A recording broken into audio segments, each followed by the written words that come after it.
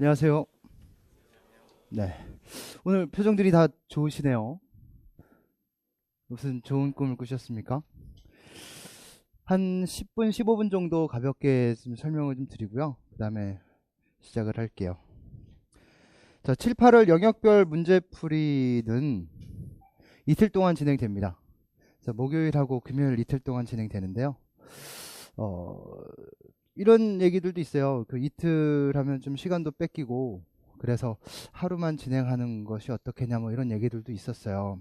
그러니까 뭐 제 주변에 사람들한테. 그래서 저는 이제 이틀을 좀 고집한 이유는, 여러분들이 한 번, 두 번에 걸쳐서 좀 내용을 좀 점검을 좀 하고, 기출문제와 관련된 내용들, 그리고 그 외적인 내용들을 좀 폭넓게 정리를 좀 하셨으면 하는 마음에서 이틀을 강의를 하게 됐고요.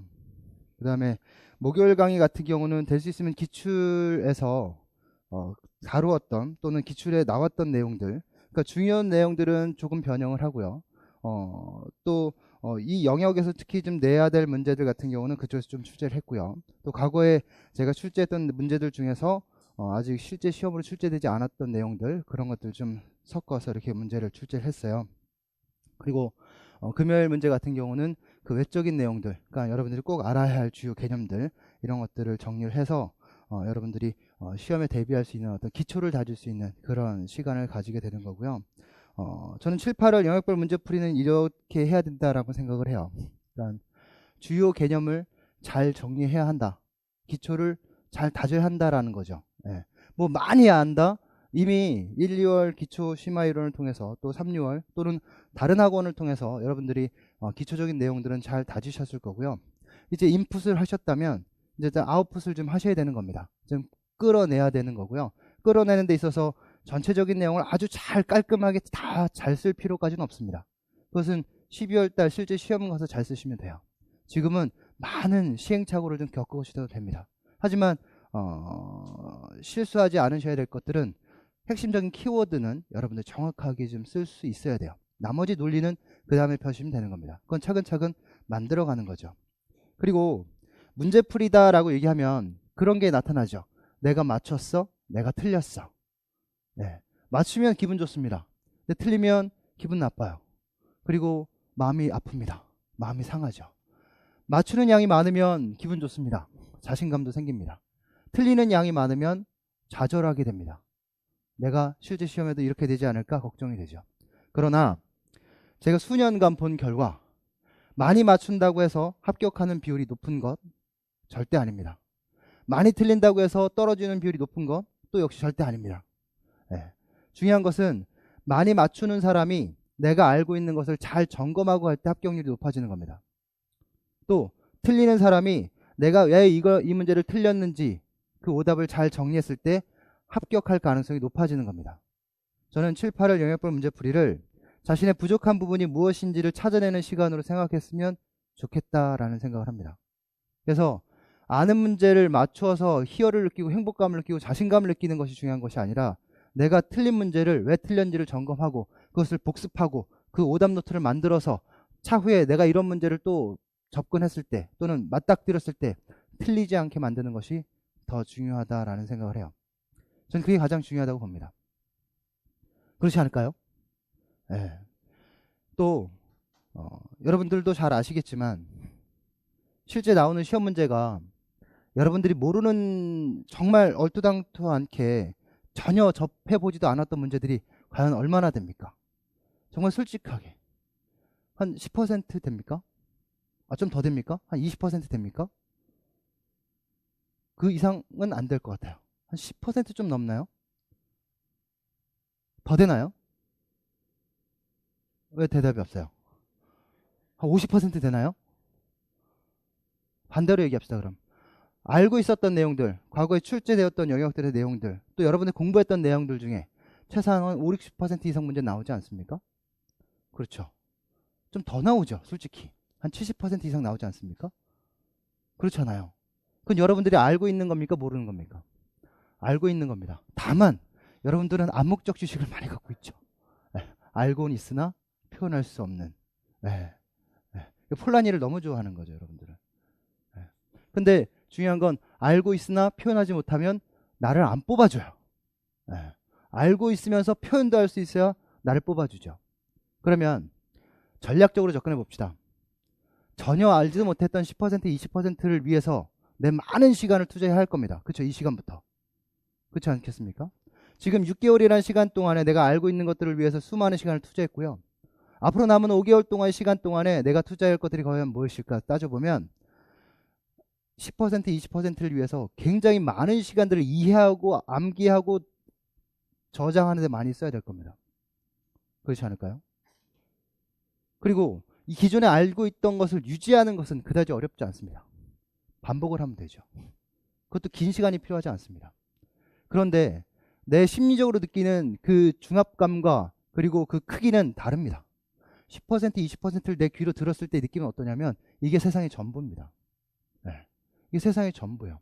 이거 모르면 100% 떨어져 이런 느낌입니다. 네. 그리고 출제위원이 누가 들어갔다더라, 누가 어떤 중간고사, 기말고사에서 이런 문제 출제했다더라, 그분이 논문이 이러하더라, 그러니까 이런 문제 출제된다고 하더라.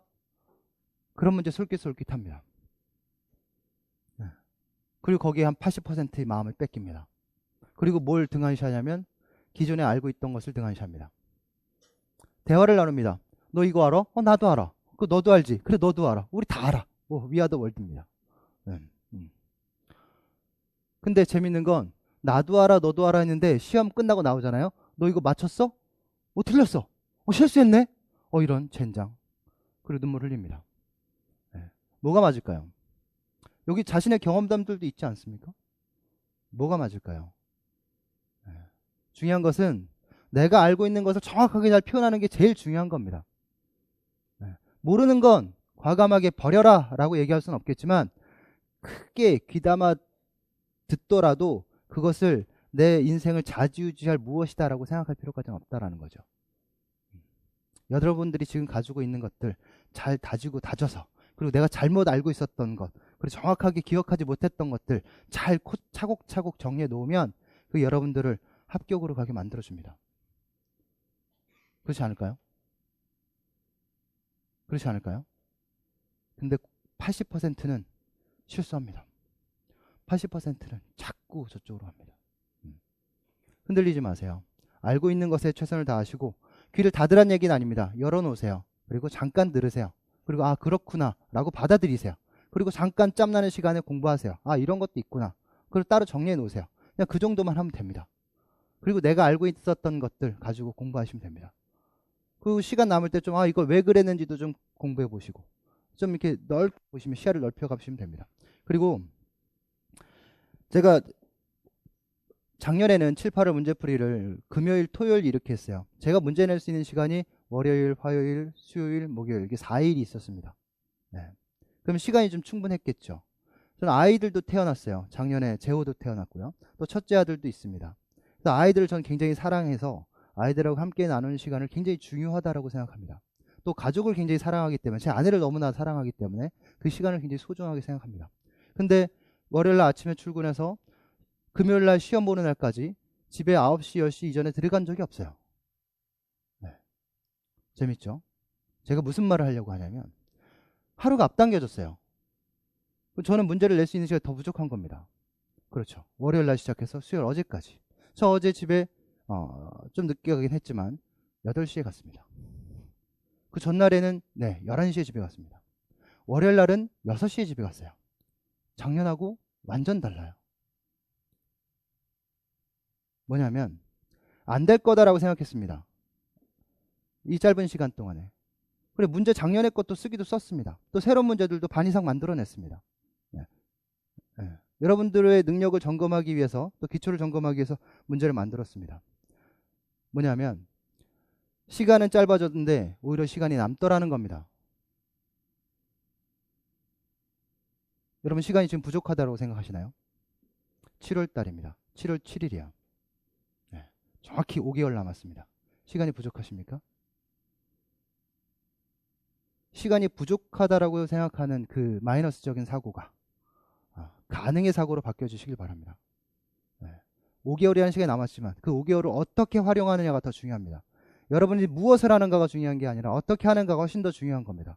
그게 여러분들을 합격의 길로 인도하는 겁니다. 그렇지 않을까요? 네. 이 시간을 어떻게 활용하는가가 가장 중요하지 않을까요? 전 그 얘기를 좀 하고 싶었어요. 후배들입니다. 체육을 전공한 후배들이고요. 네. 인생에서의 선배고 오빠고 형입니다. 네. 여러분들에게 감히 부탁드리고 싶은 것은 장차 체육 선생님이 되고자 하는 여러분들의 마음가짐이 작고 부정적이고 소심하고 나약하고 자신감 없고 무엇인가 할 수 있을 것이다라는 사고보다는 내가 과연 될까라는 어떤 이런 막연한 사고를 갖고 있는 사람이 아니길 바랍니다. 여러분들은 학교에 가서 아이들에게 내 앞에 미래는 이러한 미래가 펼쳐져 있어. 지금 현재 이 모습을 위해서 과거에 내가 충분히 가능성을 가지고 믿고 살아왔고 그래서 지금 여러분들 앞에 내가 서 있어. 여러분들에겐 내가 모범이고 여러분들에게 나는 삶에 살아갈 그 먼 곳에 하나의 등불과 같은 존재고 나는 그것을 안내할 수 있는 그런 사람들이야. 그래서 내가 여러분들에게 존경받고 사회에서 존경받고 사회에서 인정받는 그런 사람일 수 있어. 자신 있게 말할 수 있는 그런 사람이 되길 저는 간절히 바랍니다. 네. 저는 부족해요. 모자란 게 많습니다. 여러분들 앞에 나서 있는 게 굉장히 부끄럽고 굉장히 쪽팔립니다. 하지만 여러분들은 안 그러실 수 있어요. 자신감 있게 하시고 12월 그 어느 날 여러분들의 그 자신감이 말해서 좋은 결과로 이어지길 바라고요. 그 시작이 오늘부터 시작이었으면 좋겠어요. 하실 수 있죠? 네. 자, 10시 15분인데요. 네, 10시 15분부터 2시간 연속하겠습니다. 네, 2시간 연속하고요. 제가 중간에 쉬는 시간을 드렸더니 앞서 하시는 선생님들 또는 문제를 푸는 선생님들 방해가 돼요. 2시간은 충분히 좀 하실 수 있을 시간이다라고 생각이 되고요. 만약 중간에 화장실을 가시고 싶다라고 생각이 든다면 조용히 화장실을 가시면 됩니다. 괜찮겠죠? 네, 그래서 A형 문제하고 B형 문제는 동시에 나눠드릴 테니까 동시에 문제를 풀어보시고 12시 15분에 종료하고 식사 후에 해설 강의를 시작하도록 할게요. 아시겠죠?